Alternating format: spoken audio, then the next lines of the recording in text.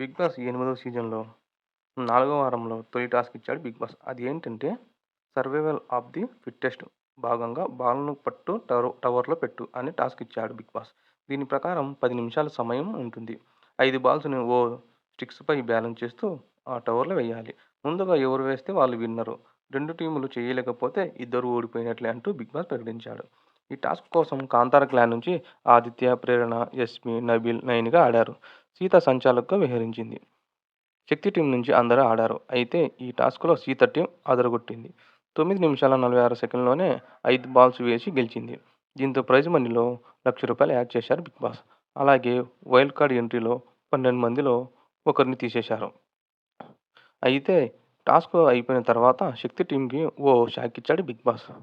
మ మీరు మొదటి ఛాలెంజ్ ఓడిపోయిన కారణంగా తగిన మూల్యాన్ని చెల్లించాల్సి ఉంటుంది. మీ క్లాన్ నుంచి ఛాలెంజెస్‌కి అనర్హుడు ఎలిజిబుల్ కాదని ఎవరిని ఫీల్ అవుతారో ఆ మెంబర్‌ని తొలగించండి అంటూ బిగ్ బాస్ చెప్పాడు. దీంతో శక్తి టీమ్‌లో ఎవరిని తీసేయాలో డిసైడ్ చేసేందుకు చర్చించుకుంది. అయితే యస్మి, సోనియా సహా అందరూ మణికంఠను తీసేయాలంటూ తమ అభిప్రాయం బయటపెట్టారు.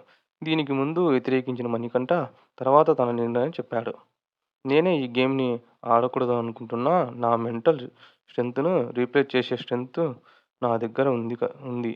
అలానే ఫిజికల్ స్ట్రెంగ్త్ పృథ్వీ దగ్గర ఉంది. కనుకే నేనే వెనక్కి జరుగుతున్నా. కానీ తర్వాత టాస్క్‌లో గెలవకపోతే మాత్రం నామినేషన్‌లో మీ అందరికీ వేస్తా అంటూ మణికంఠ వార్నింగ్ ఇచ్చాడు.